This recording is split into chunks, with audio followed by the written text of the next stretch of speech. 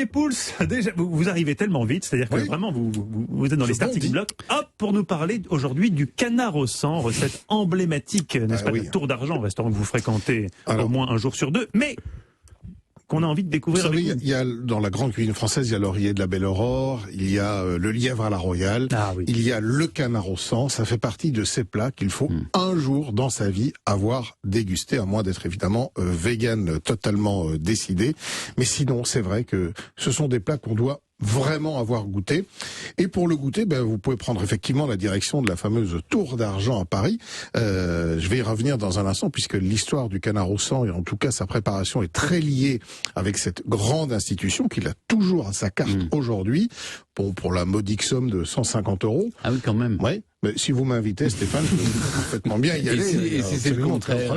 Bon, invitez-moi à déguster ce canard au sang. Voilà, on va essayer d'organiser ça. Mais en attendant, ce fameux canard au sang n'est pas né à la Tour d'Argent, puisque sa paternité est attribuée de manière assez certaine à un certain Henri Denise, qui était le chef de l'hôtel de la Poste à Duclerc, près de Rouen. Et il aurait inventé cette recette dans les années 1880 pour préparer, alors il faut le préciser, des canards étouffés et non saignés, parce qu'il y a besoin du sang du canard pour la recette. Donc les animaux ne doivent pas avoir été saignés.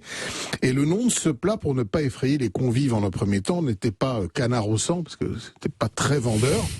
C'était canard à la Denise ou canard de Duclerc. Alors, à l'époque, une basse-cour jouxtait son restaurant, et à la demande d'un client, qui était même éventuellement un peu pressé, le canard était attrapé, il était étouffé, il était plumé, il était rôti, il était préparé en à peine une demi-heure, trois quarts d'heure.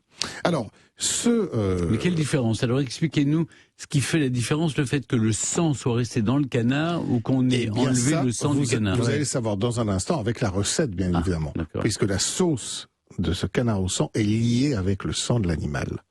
J'y viens dans un instant. Alors la recette devient très populaire, les restaurants de Rouen la mettent à leur carte, et à Paris, la Tour d'Argent en fait une de ses spécialités. Son propriétaire de l'époque, c'est un certain Frédéric Delair. Il est originaire de Rouen.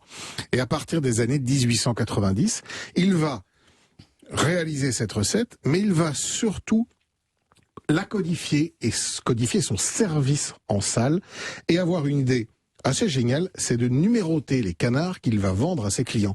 À l'heure qu'il est, il s'en est vendu plus d'1 500 000. Quand vous allez manger à la Tour d'Argent un canard au sang, on vous donne une petite carte avec le numéro du canard que vous avez mangé. Vous imaginez 1 500 000. Et donc c'est un cérémonial quand on va manger ça là-bas, parce que le canard est rôti. Il est ensuite découpé en salle par un maître canardier. Ça existe. Ça existe. Maître canardier. Exactement. Il est en 2 services. On va enlever les cuisses qu'on va recuire et qu'on va faire confire. On va vous servir les aiguillettes, les filets, et on va utiliser la carcasse de l'animal pour lier la sauce au dernier moment. C'est-à-dire qu'on va mettre la carcasse dans une presse à canard. Très bel instrument en argent en général. Ils en ont vendu certaines, mais il leur en reste. Gardé d'autres. Et vous pressez la carcasse du canard, vous récupérez le sang, donc tout l'intérêt d'avoir cet animal qui a été étouffé, et le sang va permettre la liaison de la sauce au dernier moment. Alors c'est une sauce qui est assez épaisse, qui a une texture très nappante, et qui va donc venir enrober votre canard. Si j'ai 2 minutes, j'essaye de vous expliquer rapidement comment est faite la recette. C'est-à-dire que vous allez prendre un caneton ou un canard étouffé, réaliser une sauce à base de vin rouge, d'échalotes, de quelques épices et de quelques herbes. On va serrer cette sauce avec un peu de fond de canard. Quoi, serrer une sauce? On va la concentrer, si vous préférez, bien la concentrer. Et puis quand on aura cuit le canard à part, on va récupérer les poumons et le cœur du canard, qu'on va presser dans la sauce, on va y rajouter un peu de Porto, un peu de cognac, on va monter tout ça au beurre, et on va finir en liant la sauce avec donc le sang du canard qu'on aura récupéré en pressant la carcasse. Et voilà.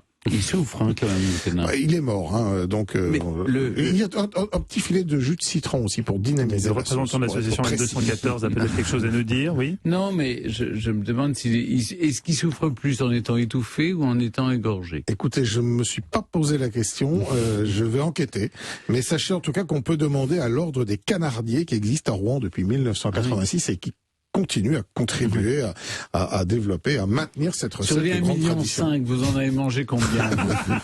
Écoutez, je pense que j'en ai mangé 3. C'est déjà pas mal. Avant la Tour d'Argent, elle avait 3 étoiles, maintenant elle n'a plus qu'une. Est-ce que le canard est 3 fois moins bon qu'il était? La note est 3 fois plus chère. Il faut savoir que l'histoire n'est plus là, ses offices. Voilà, est liée à l'histoire de la famille Terrail, évidemment. André Terrail aujourd'hui. Il y a eu une valse des chefs ces dernières années, dont un qui a même tenté de retirer le canard au sang de la carte. Il fallait le commander, etc. Il y a un nouveau chef qui est arrivé depuis pas très longtemps. Il s'appelle Yannick Franck, un cuisinier plutôt traditionnel, et il a évidemment remis ce canton Frédéric Delair à la carte, que vous pourrez donc m'inviter à aller déguster, mon cher Stéphane. Bien sûr. Merci Olivier, on retrouve toutes vos recettes sur le site europe1.fr.